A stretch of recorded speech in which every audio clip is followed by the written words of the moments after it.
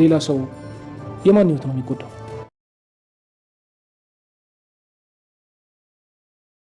ዲናና ማርኮን የእጃቸውን አገኙ።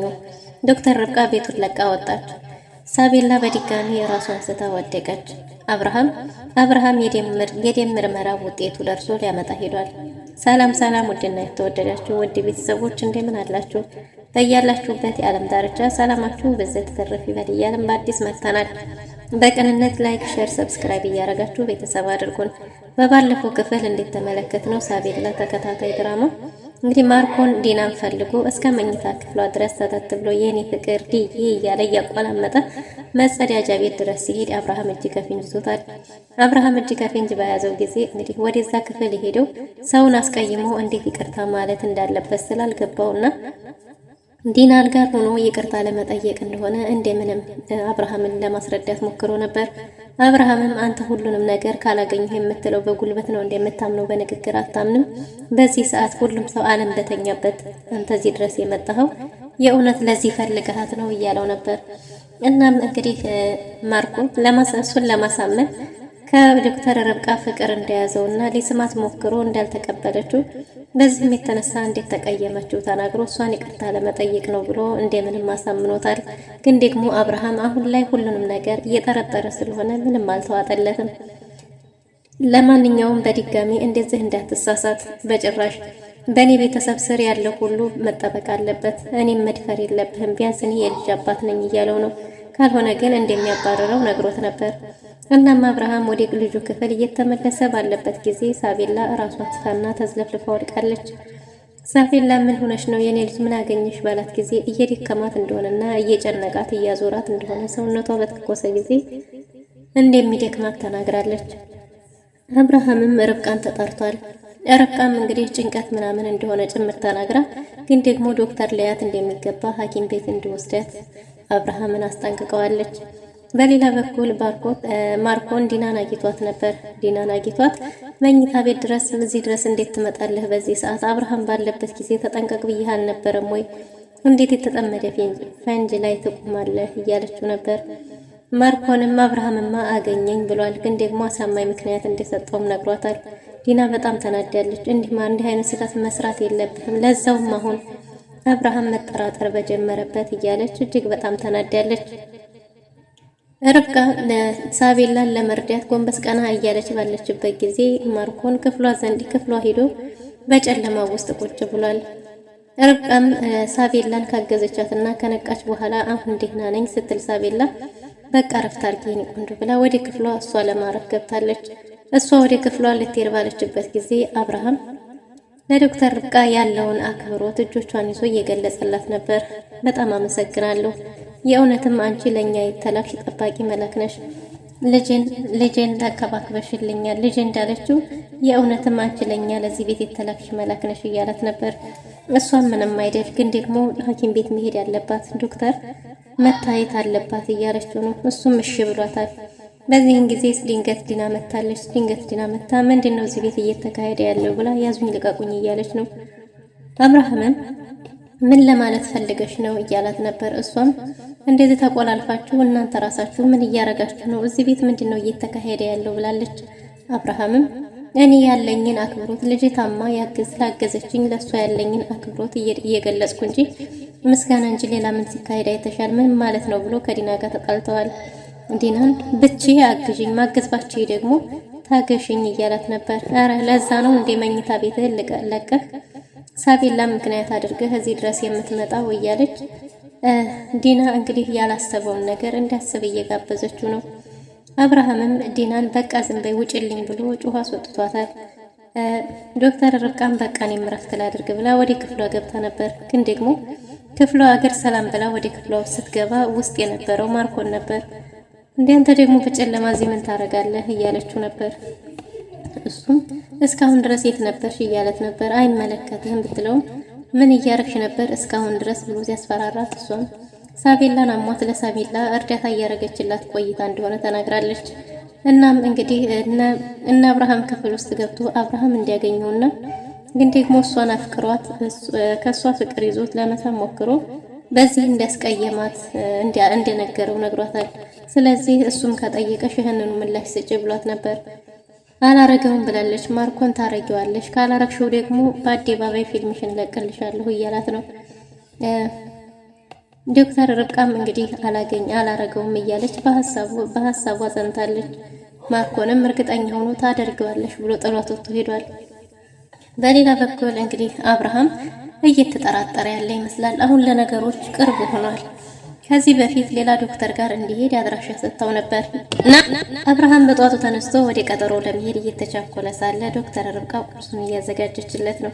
እንደማየው ከሆነ ቁርሴ ደርሷል፣ ስለዚህ ቁርሴን በልቼ ልሄድ ይሁን ቀጠሮ አለኝ እያለት ነበር። እሷም እሺ ደርሷል፣ መብላት ትችላለህ፣ ግን መጀመሪያ ደምህን ቼክ ማድረግ አለብኝ ብለዋለች። ደሙን ቼክ አድርጋ ሰሞኑን የእግር ጉዞውን አቁመዋል እንዴ እያለችው ነበር። ምን ነው ባላት ጊዜ የልብ ምቱ ጥሩ እንዳልሆነ ነግረዋለች። በዚህን ጊዜ ሰሞኑን እንደምታውቂው በሳቤላ ጉዳይ በልጄ ጉዳይ ትንሽ ቢዚ ሆኜ እንዴት አድርጌ ነው ወክ ማረገው ብለሽ ነው እያለት ነበር። እሱም ነገሮችን ችላ እያለ እንደሆነ ነግረዋለች። የደም ምርመራውን አድርጌ ያልኩንስ አደረክ እያለችው ነበር። እሱም ቢዚ ሆኖ ስለነበረ እንዳላደረገ ሲነግራት ዶክተር ርብቃ በጣም ተናዳበታለች። ምግቡን አቅርባለት እንዲመገብ ካደረገች በኋላ እንዴት ሰው የሚልህን አሰማም፣ እንዴት ዶክተር የሚያዝልህን አሰማም እያለችው ነው። እኔ የሙያ ግዴታዬን እየተወጣሁ ነው። ምናልባትም እኮ ይሄን ላንተ ሳደርግ በነፍሴ እየተጫወትኩ ሊሆን ነፍሴን አስይዤ ሊሆን ይችላል። እንዴት እንደዚህ እንደቀላል ነገሮችን ታያለህ?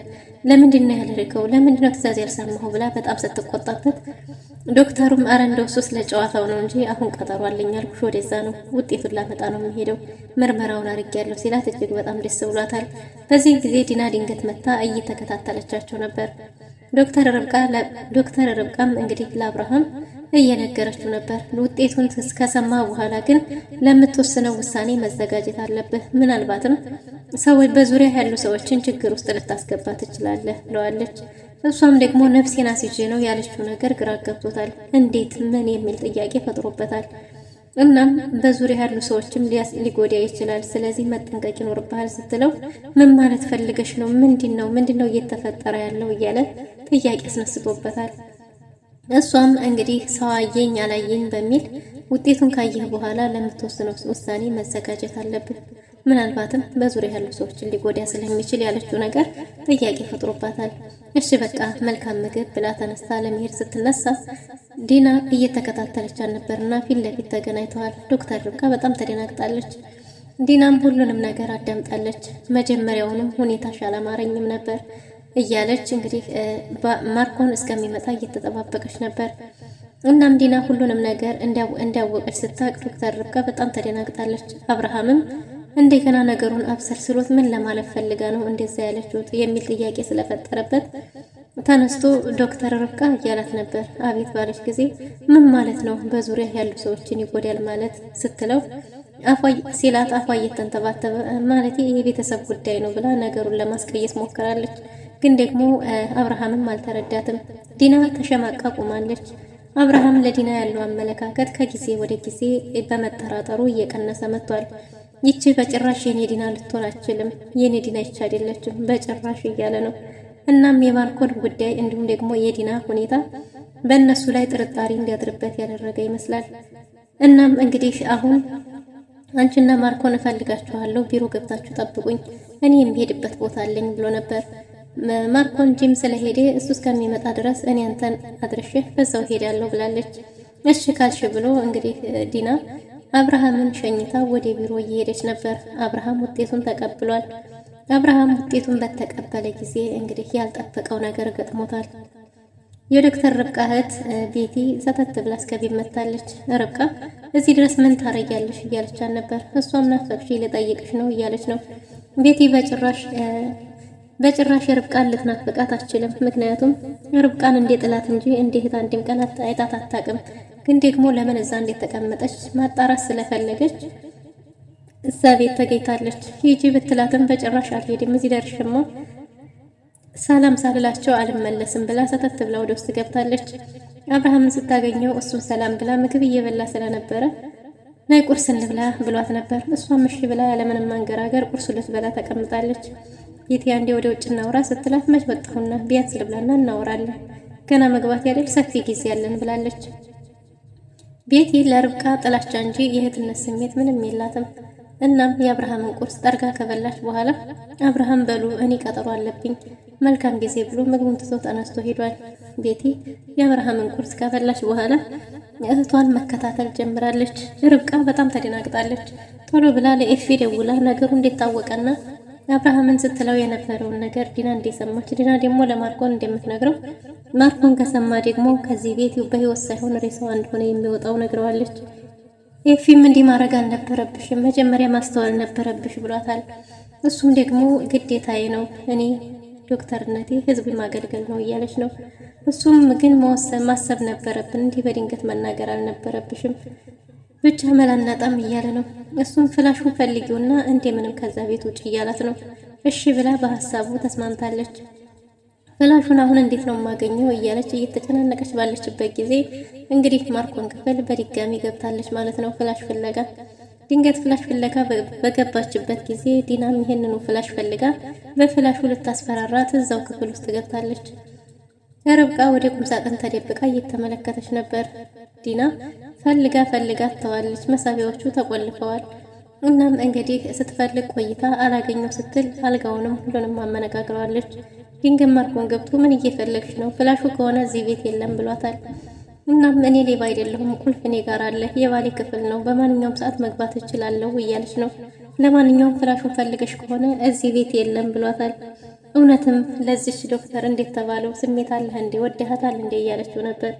እሱም ደግሞ አልወደዳትም እንጂ ቢወዳትም እሷን ለመውደድ ምንም የማያስችል ነገር እንደሌለና ውብና ተፈላጊ እንደሆነች ነግሯታል። ዲናም በጣም ተናዳለች።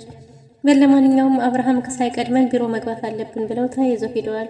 በዚህን ጊዜ ርብቃ ፍላሹን መፈለጓን ቀጥላለች። ፍላሹን ኪሱ ውስጥ የሆነ ፍላሽ አግኝታለች። በጣም ደስ ብሏታል።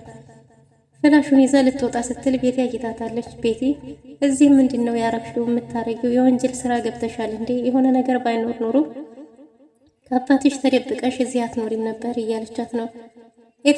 ርብቃ እባክሽ ተይኝ እያለች ነው። ቤቲ በጭራሽ አልተውሽም፣ ምንድነው እውነቱን እስካልነገርሽ ድረስ እውነቱን ማወቅ እፈልጋለሁ እያለች እየተጨቃጨቀች እስከ ክፍሏ ገብታለች። የርብቃን ክፍል ዘግታ በጭራሽ እውነቱን እስካልነገርሽኝ አንቺም እኔም አንወጣም እያለች ነው። ርብቃም የምታረገው ነገር ግራ ገብቷታል። አሁን ሁላችንም ከዚህ ቤት መውጣት አለብን ብትላትም በጭራሽ የሆነ ነገር ሳትሆኚ ክፍለ ሀገር ነኝ ብለሽ ካባ እየተደበቀሽ እዚህ አትኖሪም ነበር፣ ወንጀል ውስጥ ገብተሻል እንዴ እያለቻት ነው። እሷም እባክሽ አሁን ውጭልኝ መውጣት አለብን ብትላትም ቁልፉን ይዛ እምቢ ብላታለች። ለኤፊ ደውላ እባክህ አስወጣልኝ፣ ቤቲ ችግር እየፈጠረችብኝ ነው፣ ቁልፍ አላስወጣም አለችኝ፣ እውነቱን ካላወቀች ደግሞ አትከፍትልኝም ብለዋለች። ኤፊም እሺ ብሎ ሲኒማ ሊጋብዝሽ ብሎ ቀጥሯታል። ምክንያቱም ኤፊን ታፈቅረዋለች። ርብቃም እንግዲህ ፍላሹን ካገኘሽውም አገኘሽው፣ ካላገኘሽውም ዝም ብለሽ ውጪ፣ እኛ ጋር ያለው ቪዲዮ መደራደሪያ ይሆነናል ብሏታል። እሺ ብላ በሀሳቡ ተስማምታ ሻንጣዋን አስተካክላ እየወጣች ነው። አብርሃም ለዲና ደውሎላታል። ዲናን ቢሮ እየሄደች የነበረውን ከቢሮ ተመለሺ፣ አንቺም ማርኮንም ቤት እፈልጋችኋለሁ እያላት ነው። ዲናን ሲያናግራት ድምፁ በጣም ተቆጥቶ ነበር። የሆነ ነገር እንዳወቀ ያስታውቃል። ዲና ለማርኮን ሁሉንም ነገር ነግረዋለች። ጉድጓድ እየቆፈረችልህ ነው፣ አንተ ለእሷ ለመከላከል ትሞክራለህ፣ እሷ ግን አንተን ሁሉንም ነገር አሳልፋ እየሰጠችህ ነው። አብርሃም መጠራጠር የጀመረው እሷ እዚህ ቤት ከገባች በኋላ ነው። ይችን ልጅ ምንሆንም አላመንኩትም እያለች ከጅምሩ እየተናገረች ነበር። አሁን ደግሞ እንግዲህ ርብቃ የተቻላትን የሙያ ግዴታዋን ተወጥታለች። ከዛ ቤት እሷ ለማምለጥ እየሮጠች ከፎቅ ስትወርድ አብርሃም በር ከፍቶ ሲገባ ተገናኝተዋል። አብርሃም ወዴት ነው? ለምን ደነገሽ? ውጤቱንስ እንደዛ ስትጓግለት የነበረውን ውጤት ሳሰሚ እንዴት ሆንክ? ስትሳትኝ ወዴት ልትሄጂ ነው እያላት ነው። እሷም የቤተሰብ ጉዳይ እንደሆነ አስቸኳይ መውጣት እንዳለባት ነግራው እባክህ ልውጣ ብትለውም በጭራሽ እንደሱ አይሆንም፣ ማርኮንና ዲና መጥተው ውጤቱን አብረን የምናይ ይሆናል፣ ከዛ በፊት አትሄጂም እያላት ነው። እሷም እባክህ አስቸኳይ ነው የቤተሰብ ጉዳይ ነው ብትለውም አብርሃም አይሆንም ብሏል። ዲና ድንገት በር ከፍታ ገብታለች። ሰው በሌለበት ዘርፍሽ ልትወጪ ነው ወይ? ወዴት ልትሄጂ ነው እያለቻት ነው። እሷም እንግዲህ አብርሃም ለረጅም ጊዜ የእንቅልፍ ከኒን ሲወስድ እንደነበረና በሌላ በኩል የመዳን ተስፋ እንዳለው በዶክተሩ ተነግሮታል። ይህን እንዲያደርግ ያደረገችው ደግሞ ርብቃ ነበረች። ስለዚህ ዶክተሩ ለርብቃ ያለውን አብርሃም ርብቃ እንደ ቤተሰብ አባሉ ተቆጥራለች። ምክንያቱም ያንን ቤተሰብ እሷም ልክ እንደ ልዩ እየጠበቀችና እየተከላከለች ቆይታለች። እንዲህ በድንገት ብድግ ብላ የሚያሰሪያ ጉዳይ ምን እንደሆነም አልገባውም። በሌላ በኩል ኤፊ እንግዲህ ማርኮንን ቀጥሮታል። ብርህን እሰጥሃለሁ፣ የምሰጥህ ግን ተፈራርመን ነውና ሌላ መናፈሻ ጠብቀኝ ብሎ መናፈሻ ቀጥሮታል። መናፈሻ ሲቀጥረው እሺት ብሎ እንግዲህ ተነስቶ ማርኮን መናፈሻ ከኤፊ የቁማር ብር ሊቀበል ተነስቶ ሂዷል። ማርኮን በጭራሽ የእውነት አሳልፍ የምሰጥህ ይመስልሃል? እኔ ብሬን እጄ ይግባ እንጂ ርብቃን አለቃትም እያለ እየፎከረ ነው። ግን ደግሞ የተቀጣጠሩበት ቦታ ላይ ቀድሞ ደርሷል። ኤፊ ተደብቆ እየተከታተለ ነው። ማርኮን መኪናውን አውቅ ተደግፎ በቆመበት የሆነ ሰው ከፊት ለፊቱ ሄዶ ድንገት ሰብ ገጥሞታል። ያንንም ሰው ለመደብደብ ሞክሯል። ማርኮን ባላየው ሰው ከኋላ ተወግቷል ማለት ነው። በተወጋ ጊዜ ራሱን ስቶ ሲወድቅ ስልኮቹን በሙሉ ያለውን ንብረት በሙሉ ተቀምጧል። በዚህን ጊዜ በተደጋጋሚ ዲና አብርሃም እንደፈለጋቸው ልትነግረው ተደጋጋሚ ብትደውልም ሜሴጅ ቴክስቶች ብትልክም በጭራሽ እያነሳላት አይደለም። እሱ እዛ ጋር ተዘርሯል።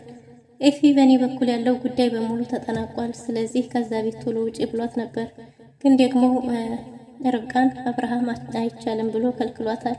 ምን ሊፈጠር ይችላል የሚለውን በቀጣይ ክፍል ይዘን የምንመለስ ይሆናል። ለዛሬ ነበረን ቆይታ ይህን ይመስል ነበር። መልካም ጊዜ